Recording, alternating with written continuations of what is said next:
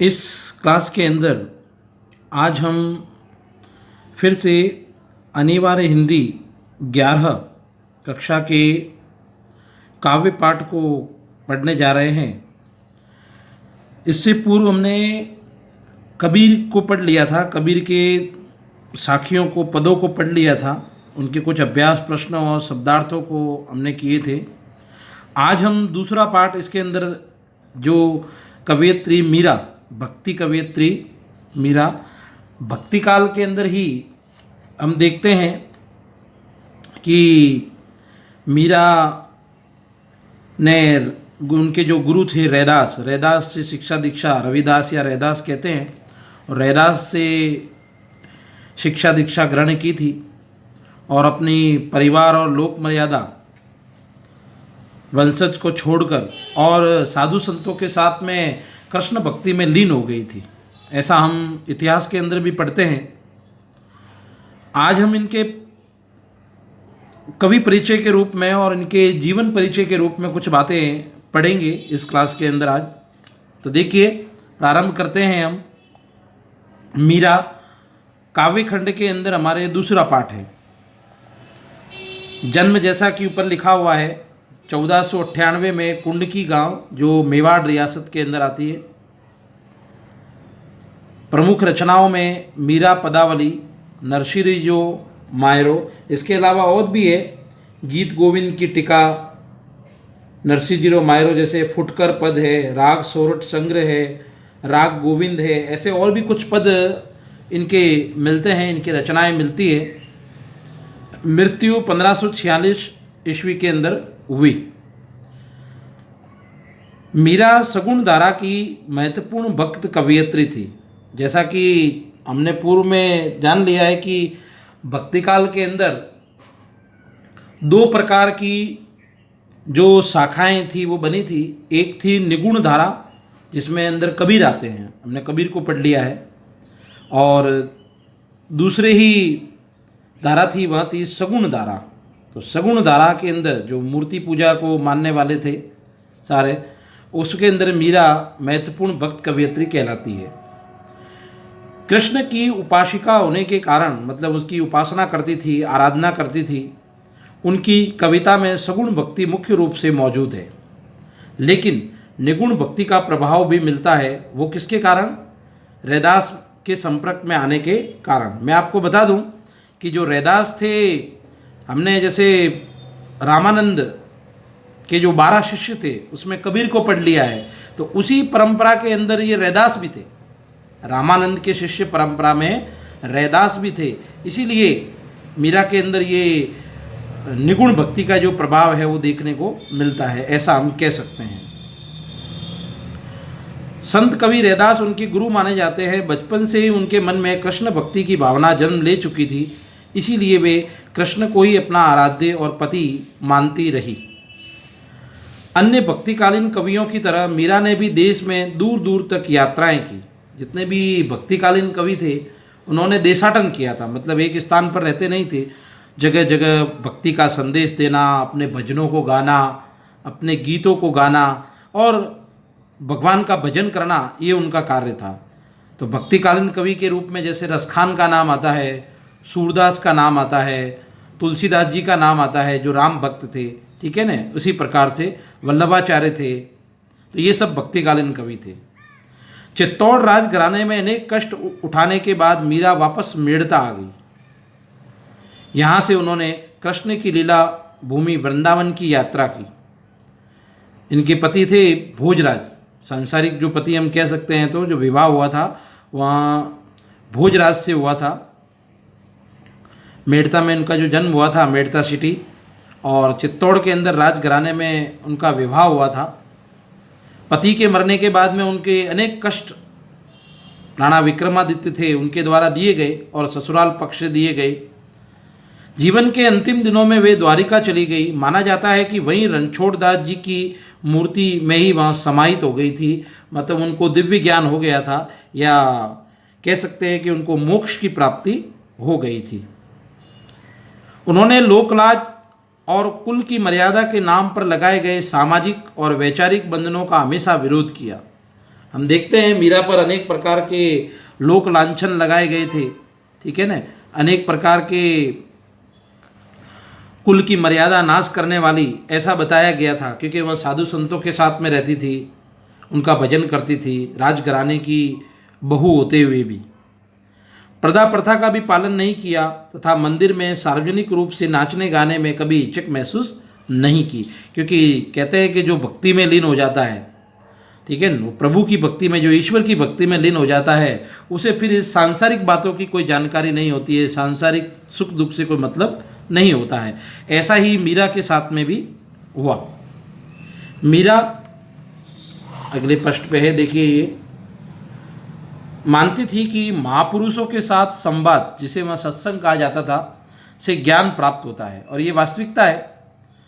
महापुरुष जो होते हैं, साधु संत होते हैं, उनके साथ में अगर हम भी रहेंगे तो हमारी भी वाणी, हमारे भी विचार है, वे शुद्ध हो जाते हैं और हम भक्ति के मार्ग पर अग्रसर हो जाते हैं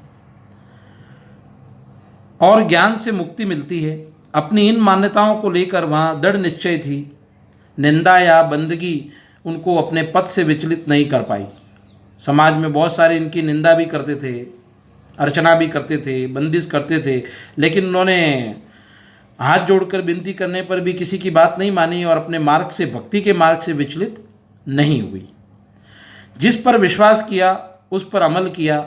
इस अर्थ में उस युग में यहाँ रूढ़ियों से ग्रस्त समाज का दबदबा था, वहाँ मीरा स्त्री मुक्ति की आवाज़ बनकर उभरी कि स्त्रियों को पर्दा प्रथा में रखना, विधवा होने के बाद में उन पर अत्याचार करना, घर में ही उनको रहने देना, ये उस समय की स्थिति वहाँ चल रही थी समाज में, तो उसका भी उन्होंने विरोध किया था।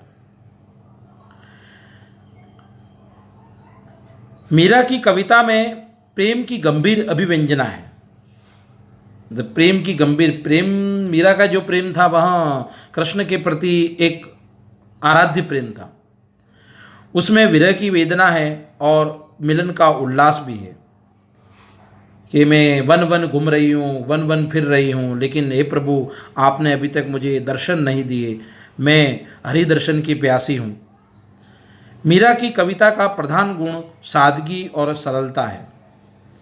कला का अभाव ही उसकी सबसे बड़ी कला है। मीरा के जो पदों के अंदर हमें कोई सामान्यतः कला सौंदर्य दिखाई नहीं देता है, लेकिन फिर भी एक उनकी बड़ी कला भक्ति के रूप में हमारे सामने आती है। उन्होंने मुक्तक गय पदों की रचना की। गय पद जो गाने योग्य हो, गय शैली भी कहलाती है, ठीक है, गय शैली भी होती है। हम जो पढ़ रहे हैं वो गय शैली के अंदर ही पद है उनके सारे। लोक संगीत और शास्त्रीय संगीत दोनों क्षेत्रों में उनके पद आज भी लोकप्रिय है। उनकी भाषा मूलतः राजस्थानी है तथा कहीं कहीं ब्रज भाषा का प्रभाव है। इसीलिए मीरा के पदों की जो भाषा हम पढ़ेंगे वो राजस्थानी मिश्रित ब्रज भाषा, ठीक है। अगर कहीं लिखना हो तो हम लिख सकते हैं, वापस बोल रहा हूँ मैं, राजस्थानी मिश्रित ब्रज भाषा, ठीक है। कृष्ण के प्रेम की दीवानी मीरा पर सूफियों के प्रभाव को भी देखा जा सकता है। सूफी कवि हुए थे जो अलग प्रकार का एक जो वस्त्र होता था, ऊनी वस्त्र जिसको बोलते हैं, वे धारण करते थे, वैसी ही टोपी ही धारण करते थे। इसलिए सूफी संत भी हुए थे मुस्लिम संप्रदाय के, उनका प्रभाव मीरा के अंदर देखा जा सकता है। मीरा की कविता के मूल में दर्द है।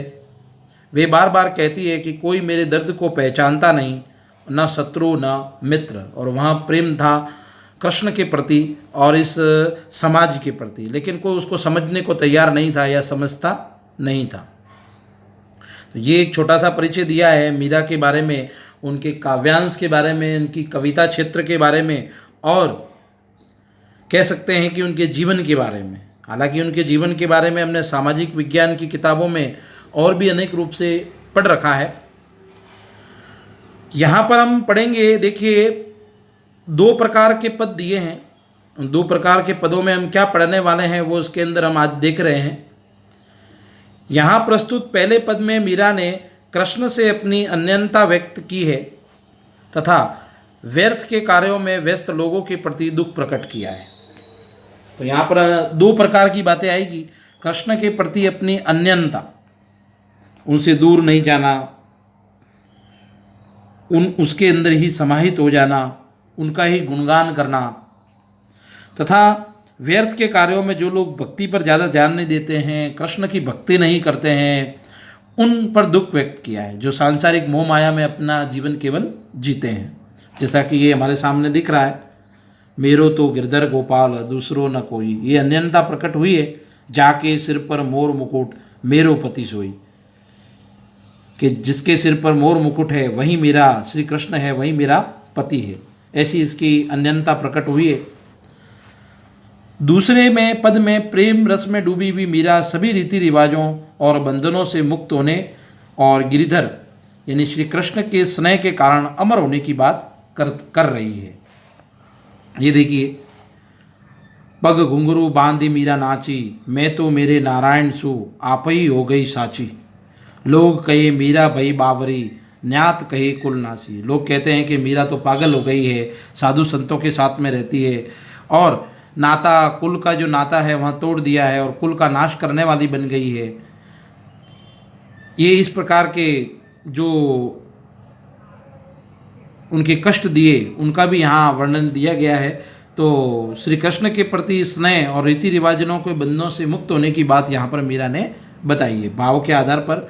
और एक उनका मूल दर्द जो यहाँ आंतरिक दर्द था, हृदय का अंतःकरण का दर्द था, वह यहाँ पर प्रकट हुआ है। ठीक है, तो हम आज इतना ही पढ़ेंगे।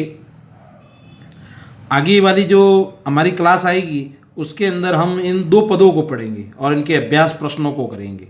ठीक है, ये 2 पद है हमारे सामने, 2 ही पद दिए हैं मीरा के और फिर इसके पीछे कुछ अभ्यास प्रश्न दिए हैं। तो आपके लिए मैं गृह कार्य के लिए प्रश्न बता रहा हूँ, उनको नोट करना है। ये शब्द छवि है, ये करनी है आपको, ये गृह कार्य है, गृह कार्य है।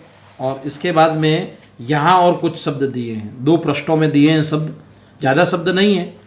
इन शब्दों को हमें कॉपी के अंदर करना है। ये आपके एक छोटा सा गृह कार्य है और आगे जब हम पढ़ेंगे तो आपके लिए और भी गृह कार्य के कुछ प्रश्न भी और व्याख्या भी आएगी। ठीक है, तो आज के लिए इस क्लास के अंदर इतना ही है। हम अगली क्लास के अंदर इनको पढ़ेंगे। भाषा मैंने बता दी है, राजस्थानी मिश्रित ब्रज भाषा के अंदर हम पढ़ने वाले हैं। कोई अलंकारिक है, रस है या छंद की शैली के रूप में कोई और भी बातें आती है तो वो जब काव्यांश पढ़ेंगे तब आपको पूर्व में बता देंगे। ठीक है, तो आज के लिए इतना ही है। एक बार आप इस मीरा के जीवन परिचय को दोबारा पढ़ लीजिएगा ताकि ये थोड़ा हमें ध्यान में आ जाए। ठीक है, तो दोस्तों आज के लिए इतना ही। हम अगली कक्षा के अंदर ज़रूर आप तैयार रहिएगा। वापस से हमारी जो अगली कक्षा आएगी वहाँ शुक्रवार को आएगी। 2 कक्षाएं हमारी रहेगी, मंगलवार और शुक्रवार। ठीक है, अनिवार्य हिंदी 11 के लिए। तो आप इन दोनों बारों के लिए तैयार रहना और अपने पास में पुस्तक रखना ताकि जल्दी से समझ में भी आ जाए। धन्यवाद।